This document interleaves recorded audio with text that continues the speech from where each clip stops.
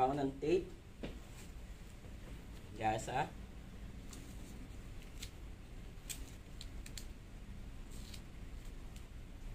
Tape nakapos. Hina ito man. Hina sa tag. Yung buhok kasi tinitignan ko eh. Okay. Bakit? Ambulance medic na kayo, hindi na kayo basic first aid na kailangan i-perform nyo yung ano, yung wound on the forehead. Okay, kaya nga kayo may gasa, kaya kayo may tape. Okay, hindi nyo na kailangan kalub-kalubin pa yung ulo niya. Okay, tapos check. Tapos yung occipital area, kung may basag, check yung nose, check yung mouth. Tapos check yung cheeks, check yung jaw. Tapos tignan kung may raccoon eyes, tignan kung may battle scars, or yung may bleeding sa likod ng neck.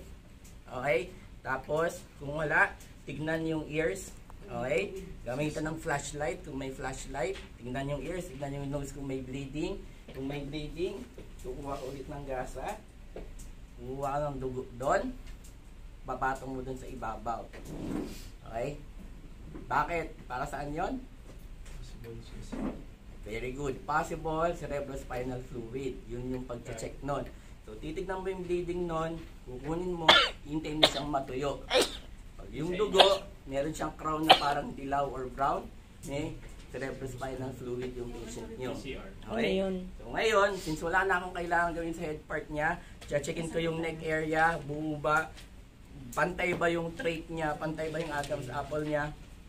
Kung wala, mag-check na ako ngayon ng size ng C-collar. Tapos, isusukat ko doon kung tama yung size ng C-collar. Tapos, mag-apply na ako. Sir, apply lang po ang C-collar ha. Ma'am, pataas mo ng konti.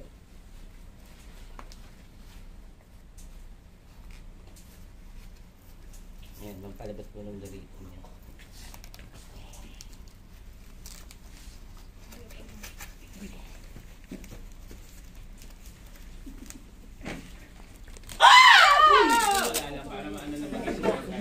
Dato ka na doon. Ginising ka mo lang. So, eto, kung mapapansin niyo yung arrangement nung C-collar, hindi siya mag-create ng pressure kung nakaklip pa dito. Okay? So, kailangan alisin mo siya.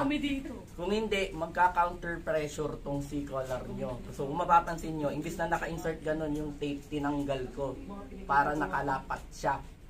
Okay? Hindi yung nakikipaglaban kayo dun sa C-collar kasi hinahatak ng tab na ganun. Okay? Tapos ngayon, shoulders. So, magra-rapid blood sweep na ako. Okay? So, no blood, no bleeding, shoulders. Tapos, nakontrol ko na yung dalawang bleeding niya. Okay? Tapos, dito naman ako ngayon sa leg part. Okay? Yung leg part, deformed. Okay? So, kinakailangan ko malaman kung deformed to, mag-check ako ngayon ng pulse. Okay? Kung meron, anong ibig sabihin nun? Possible fracture din yung ano. Oo. So, ngayon, ito, i-stretch out ko na muna to. Tapos, mag-check ako ng bleeding. Tapos, kung wala, dito ako magpo-focus. So, focus assessment muna ako ulit. Bakit? Ito lang yung may injury na naramdaman ko eh. So, deformed siya. I-check ko ngayon kung meron bleed, kung meron pulse or wala. Okay? So, kung meron siyang pulse, anong ibig sabihin nun? Kung may pulse doon? Okay pa. Ibig sabihin, tumataloy pa rin yung dugo doon. Okay? So, ngayon, gagawin ko, i-stretch out ko yon dahan-dahan. Okay? So, kakapain ko muna asan ba yung direction ng dislocation niya? Ano ba yung deformity niya? Deformity niya ba maga lang, tenderness lang, namamaga lang? Kasi pwedeng dun siya tinamaan ng bumper na maga lang. Okay? Pwede namang bali. Okay? Tapos, syempre, kung RTA yan, road traffic accident, ibig sabihin tumatawid siya, so malamang saan yung impact niya? Kung tumatawid yan, asan niya nabangga? Harapan dito. Side. Kung sa side yan, at bali yung buto niyan, saan papunta yung buto dapat? Paganito. Paganito. Okay? So, i-check mo, saan yung direksyon ng buto? Kung yung deformity niya, palog na ganon, alam mo malamang mali yung buto. Okay? At the same time, pag kinapa mo, merong counter force kasi nakakapa mo yung dulo ng buto. Hindi mo siya pipisilin, hindi mo siya i-direct pressure. Kumbaga, ipapalpate mo lang. Okay? Kung alin or hindi. Okay? So ngayon, kung yung crack niya nakaganon lang, so stabilize mo lang siya, traction, tapos simple sprint. Kung nakapatong, may hollow area yung kapa mo. Okay? Kasi syempre, kung nakapatong yung ganyan, may hollow area dito sa side. Tama? Kung gano'n yung pagkakakapa mo, okay, alam mong nakapatong, kinakailangan mo siyang i-traction sprint. Okay? So, kung sabihin na natin wala, so hindi ko siya i-traction sprint, isi-simple sprint ko na lang siya. Okay? Napagod na may dicto doon. May dicto ko. Okay? So, ngayon, anong gusto niyo gawin ko dun sa patient? I-traction sprint ko or i-ano ko? Simple. Or simple? Simple. Simple para ano muna. Okay. Paano kung wala tayo? So, Wala kami Hindi nun. naman lahat po, meron yan. okay. So, kung magsi-simple sprinting kayo, again, ang sinasabi nga, opposite ay hindi mo pwedeng lagyan ng pressure kung saan papunta yung bone. So, kung paloob dito yung bone, hindi pwedeng sa loob yung sprint.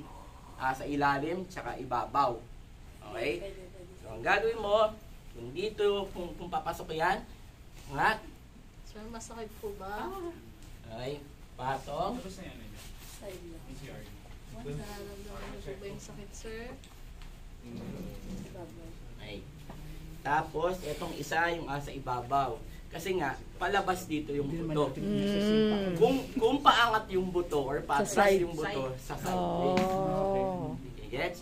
So sabihin na natin ganito siya, kung mapapansin nyo, hindi porket ang ginamit nyong una yung large, dapat yung kabila large din. Okay? Ina-adjust mo siya dun sa hanggang saan ba yung split na kailangan mo. Ito, since mas mahaba to kasi siya yung hanggang dun sa may hip bone. Okay? Ngayon, gagawin ko, again, stabilize ko tong part na to. Yung upper part Yan muna. pala yung punishment mo.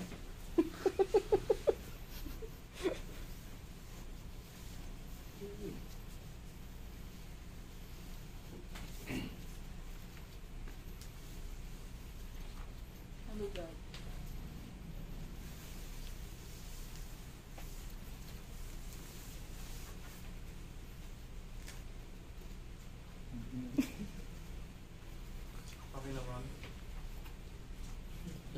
Oo, nakahawak ako, sir. Legs lang. Sabi ko legs lang, ipasok na legs. Nagpapakahirap ka kasing hawakan. Legs mo lang. I-click mo lang sa tubig Legs mo. mo. Ginawa niya na inusog niya lang. Pwede legs pala ang gamitin, imbis na kamay. Pag meron na nito. Okay. Hindi talaga pwede. Okay. Nagpagkakataon lang. Hindi lang patinalain yung kasi. So, eto, ngayon, kung napapansin nyo, natatanggal yung split nyo kasi yung movement ng paa niya, tama? Mhm. So, ngayon, kinakailangan ma-counterbalance niyan.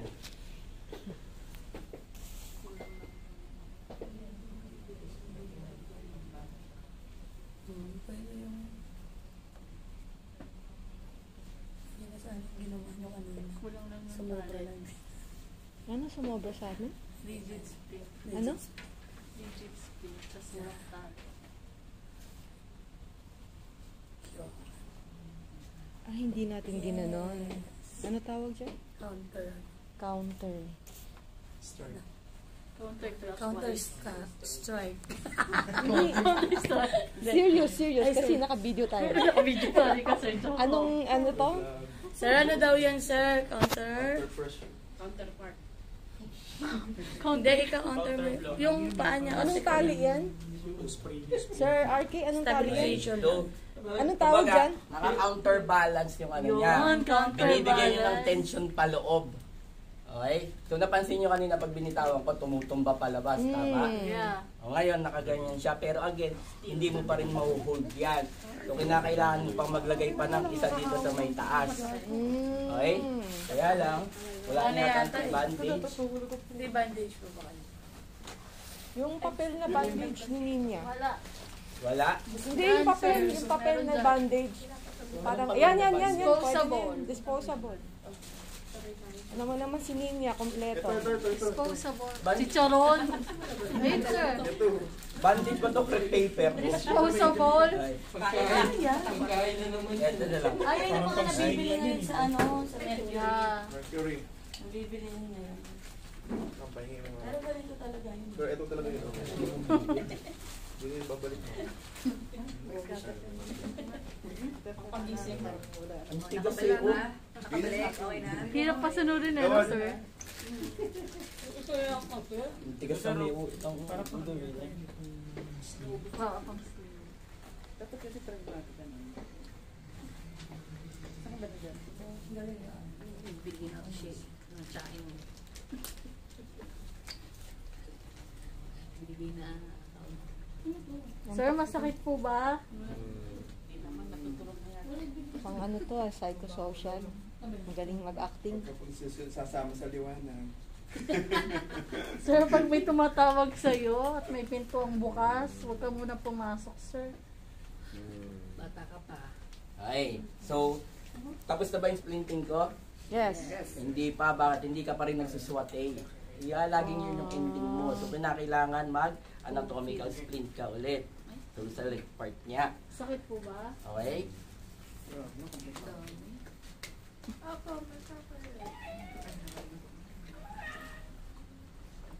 Oh, may sumigaw na naman. Wala nang sisigaw. Tangay na nga. Alin po yun? Bakit sila nilimutan? Nasaan yung anak ko?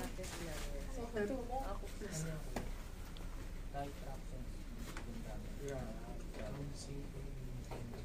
Linis ni sir mag-ano. may isip ba natin? Madumi pa yan, sir. May isip ba natin? Nagmamadali pa rin sir yan. Okay. So, ngayon, nakapackage na yung patient nyo. Kailangan nyo na lang, ilipat siya dito sa spine board. Since hindi mo siya pwedeng iikot dito, papunta dito, kasi injured yung forearm niya. Hindi mo rin naman siya pwedeng iikot dito. Kailangan mo siya kayong i-scoop. Yes. Okay? Pwede na iwan, sir. Hindi pa. Okay, diyan ka lang. Ikaw, sadyang mangiiwan ka talaga eh, no?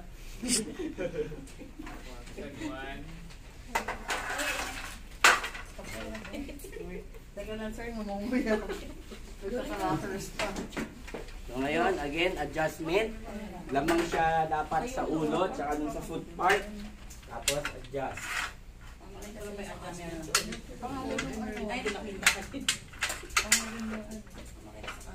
Okay?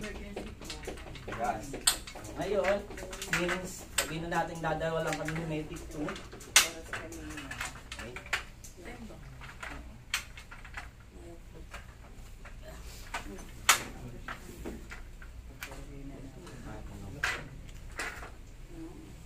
Pataas mo madam na ito naman. Kamay niya.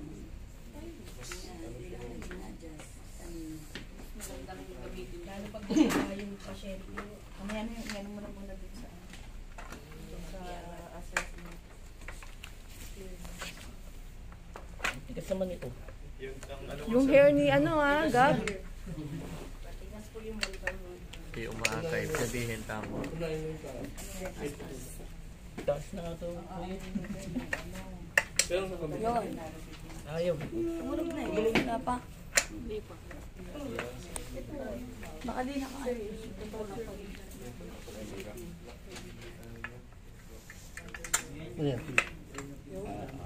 Sige. Magano ka na ulit. Mag-stop ka na ulit.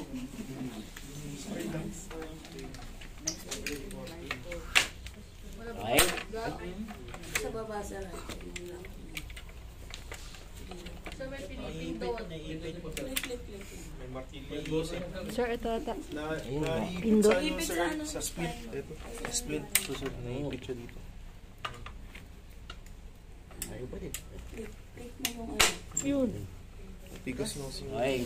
So ngayon, napansin nyo, walang akal yung patient ko, di ba? Hey, so ngayon, ang gagawin ko ngayon, siyempre naka-headstop pa rin si medico, di ba? Okay. Sabi nga, alis. Buong araw pala to, linya. So kailangan ko siya ngayon ilipat sa spine board. Bakit? Bakit, sir? Kasi, hindi nga pang transport to, pang scoop nga lang siya. Scoop lang talaga. Scoop. Okay? Okay, okay. So tatawag ang dalawang bystander. Iangat po namin to. Siningal ako sa kakalap ng ibabaw. Iangat po natin siya. Yan, iangat lang po namin siya ng konti, ma'am. Pakitulak po yung spine board paloob. Papunta sa ilalim niya. Okay? Yan. Ma'am, ikaw po, dito ka po, ma'am. Pag sabi kong 1, 2, 3, up. Ikaw, siyempre, dahil sa napakagaling mo, ganito yung gagawin mo. Okay? Iintayin mo ko. Pupunta ako, hawakan ko to. Kasi, kailangan yung ma-maintain yung head stop. Na kanina ko pa sinasabing pagbitawan. Di ba?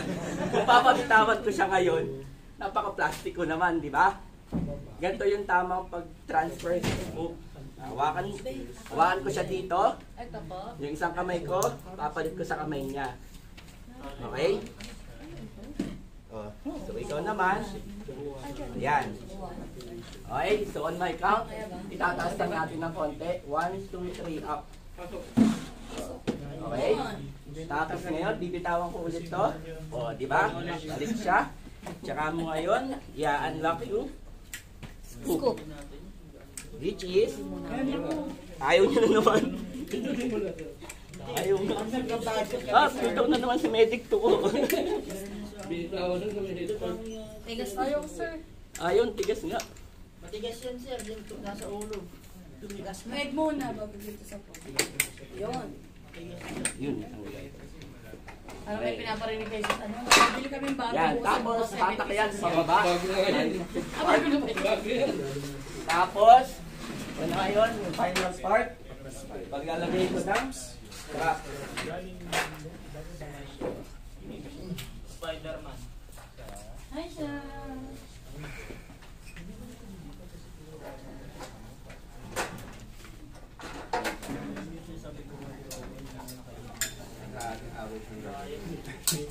Si Junior sa...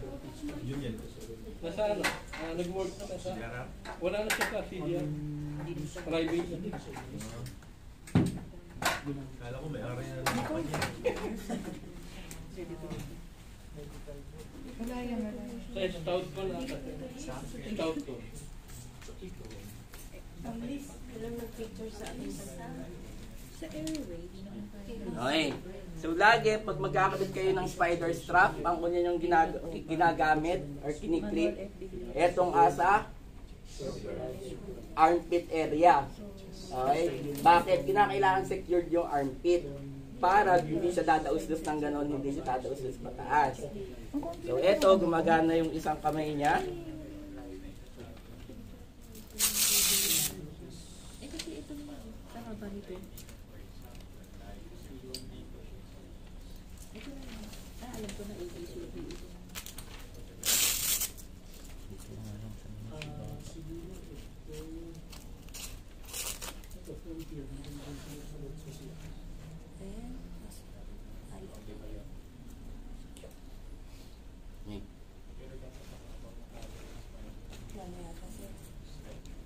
Kuya, pero kung tatlo pang tibandi.